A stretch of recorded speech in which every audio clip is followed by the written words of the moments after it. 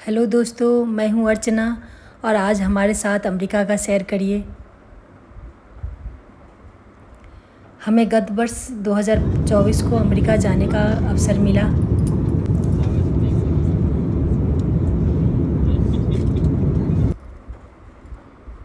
ये Chicago airport है।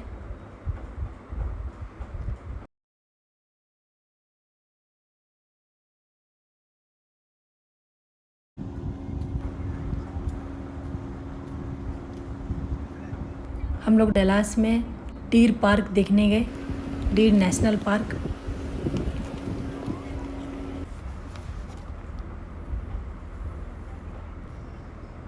कई सारे जानवर हैं, जिराफ, हिरन, चीते।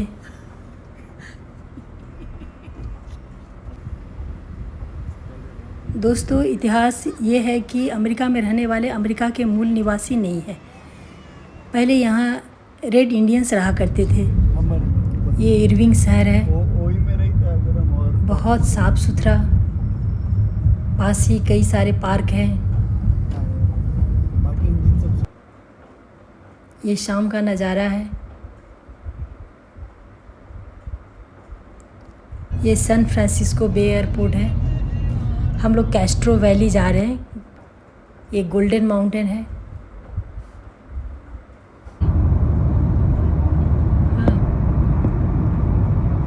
फ्रेस्नो इस जगह का नाम है। यह है सियरा नेवाडा। यहाँ योसेमिटी वैली बहुत फेमस है। यहाँ का टनल व्यू बहुत ही प्रसिद्ध है। यहाँ के मूल निवासी रेड इंडियंस थे, जिसे मार करके भगा दिया गया और कुछ अफ्रीका के लोग आकर और बाद में यूरोपियन आकर के यहाँ बस गए। जो भी हो दोस्तों, मगर यहाँ के रहने वाले इस धरती के साथ पूरा न्याय किया है। इसे बहुत ही सुंदर और बहुत ही साफ़ सुथरा रखा है। इस चट्टान पर टनल का रेप्लिका बनाया गया है। इस झरने को ब्राइडल वेल कहा जाता है। दूर दूर तक न कोई प्लास्टिक बैग है, न कोई खाने पीने का सामान कहीं मिला है। इस जंगल में पहाड़ों का रंग दिन में कई बार बदलता है, जैसे सफ़ेद, नारंगी और शाम में लाल हो जाता है। दोस्तों, जितनी साफ़ जगह है उतना ही अनुशासन है। ऐसा लगता है कि एक स्कूल है जिसमें सिविक सेंस सिखाया जाता है। दोस्तों, सिकोया एक वृक्ष का नाम है जो बहुत ही लंबा रहता है और कभी मरता नहीं है। इसके ऊपर एक और सिकोया वृक्ष उगता है। अब हम लोग किंग्स कैनियन नेशनल पार्क जा रहे हैं। यहाँ का सिकोया नेशनल पार्क बहुत ही फेमस है। यहाँ जनरल शर्मन नाम की ट्री पाई जाती है, जो कि दुनिया का सबसे बड़ा वृक्ष है। इसकी ऊंचाई 275 फीट है।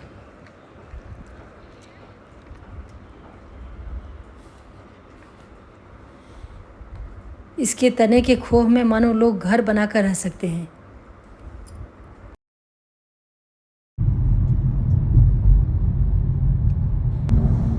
यह है ओकलैंड, सैन फ्रांसिस्को बे।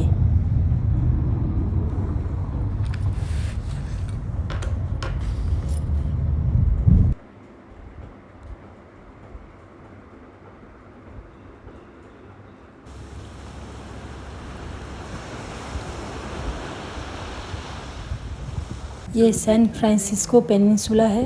ये कैलिफोर्निया में है।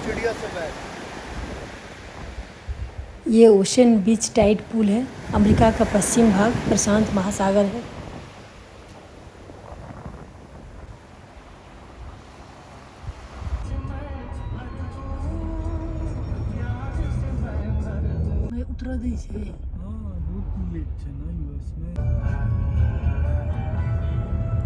अब हम लोग न्यूयॉर्क के लॉन्ग आइलैंड में हैं।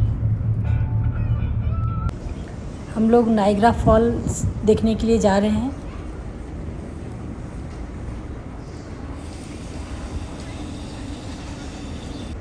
यह जगह जितना खूबसूरत है उतना ही साफ़ सुथरा है।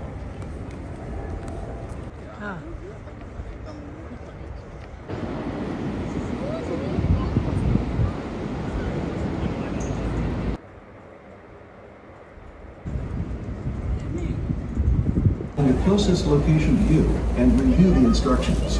Also, for your own safety, please हम लोग keep your क्रूज़ पे hands हैं। in. वहाँ से नायग्रा फॉल्स बहुत ही करीब दिखता है और बहुत ही साफ है। लोग पानी के फुहारों का आनंद ले रहे हैं।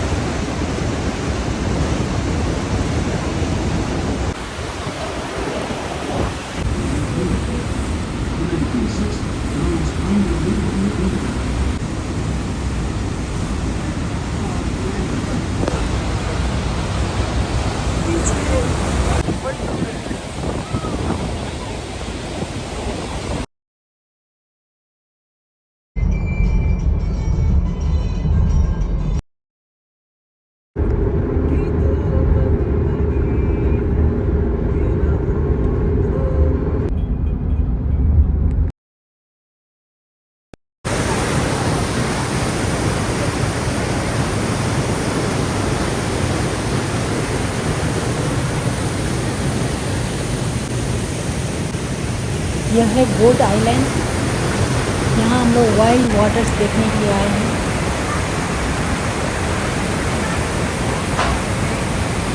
यहाँ पानी के फुहारों पर जगह जगह इंद्रधनुष बन जाता है, जो कि देखने में बहुत ही सुंदर लगता है। बहुत ही खूबसूरत है ये जगह। कहा जाता है कि नायग्रा फॉल्स इतना खूबसूरत पहले नहीं था। यहाँ हाइड्रो इलेक्ट्रिक प्लांट लगे हुए थे और सरकार इसका कमर्शियल यूज़ कर रहे थे। बाद में इसका सौंदर्यीकरण किया गया, तो अब ये बहुत ही खूबसूरत है। ये है ब्रुकलिन ब्रिज। हम लोग न्यूयॉर्क जा रहे हैं। न्यूयॉर्क जाने के लिए एक क्रूज़ से नदी पार करके जाना पड़ता है उस तरफ।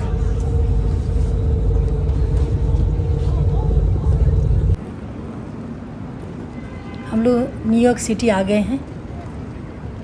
न्यूयॉर्क अमेरिका का सबसे व्यस्त शहर है और सबसे ज़्यादा आबादी वाला शहर है।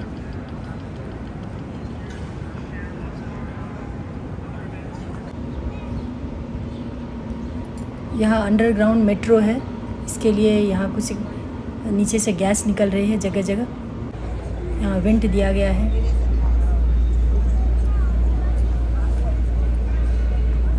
न्यूयॉर्क शहर में दोनों सड़क के दोनों बगल दुकान लगे हुए हैं, जिसमें विभिन्न तरह की चीज़ें बिक रही है। ये बुल स्ट्रीट है। इसे फाइनेंशियल सिटी भी कहा जाता है न्यूयॉर्क को।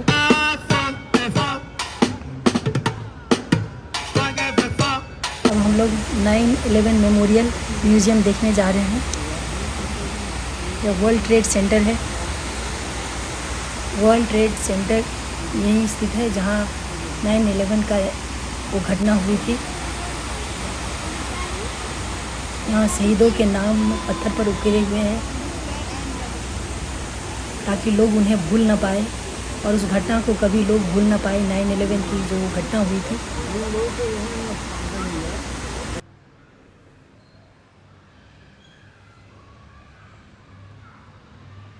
ये कोर्टयार्ड है।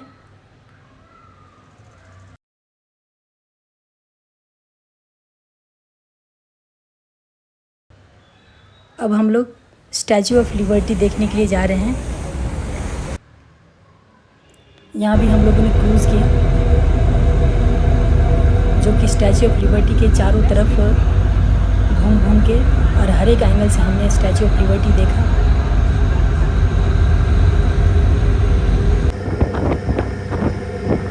इस खाड़ी के चारों तरफ स्काई स्क्रैपर बिल्डिंग्स हैं।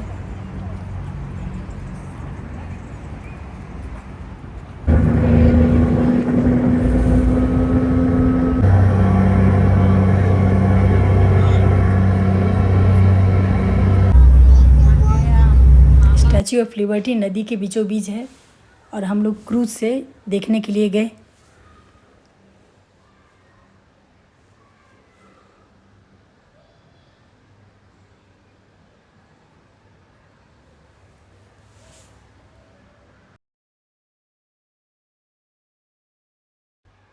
ये न्यूयॉर्क का बुल स्ट्रीट बहुत ही घनी आबादी वाला शहर है। बहुत भीड़ भाड़ वाली जगह है।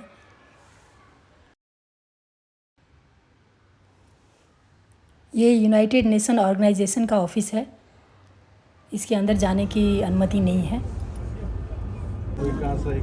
इस नदी को पार करने के लिए रोपवे लेना पड़ता है और हम लोग रूजवेल्ट आइलैंड जा रहे हैं। रोपवे से हम लोग रूजवेल्ट आइलैंड जाएंगे और वहाँ पर टाइम स्क्वायर देखेंगे। तो अब हम लोग टाइम स्क्वायर जा रहे हैं।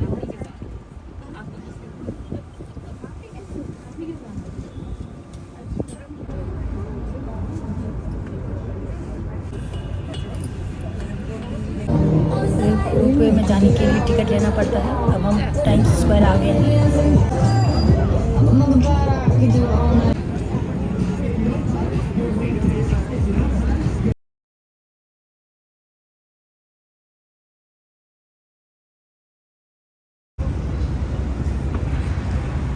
अब हम लोग समिट बिल्डिंग जा रहे हैं। ये एक ग्लास की बहुत बड़ी इमारत है जिसकी ऊंचाई 1401 फीट है। यहाँ से पूरा न्यूयॉर्क शहर दिखता है चारों तरफ और नीचे।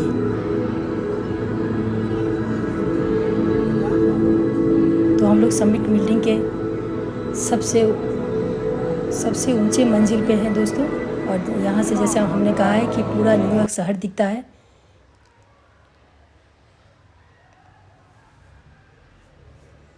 यहाँ से सारे स्काई स्क्रैपर्स दिखाई पड़ता है। ये बहुत ही कमर्शियल एरिया है।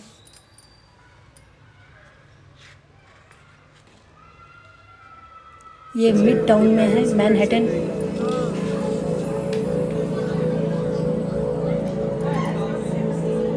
झिलमिलाती हुई शहर, चकाचौंध से भरी हुई दुनिया। ये इसका रेप्लिका है, समिट बिल्डिंग का रेप्लिका, जिसे बाहर लगाया गया है। और यहाँ एक गेम्स है, सभी खेल रहे हैं।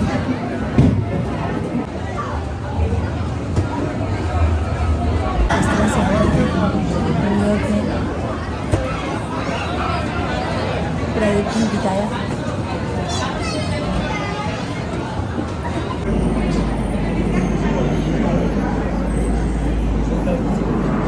इस तरह से सीढ़ी भी लगी हुई है। आप सीढ़ी से भी ऊपर नीचे जा सकते हैं और ग्लास से चारों तरफ का नज़ारा देख सकते हैं।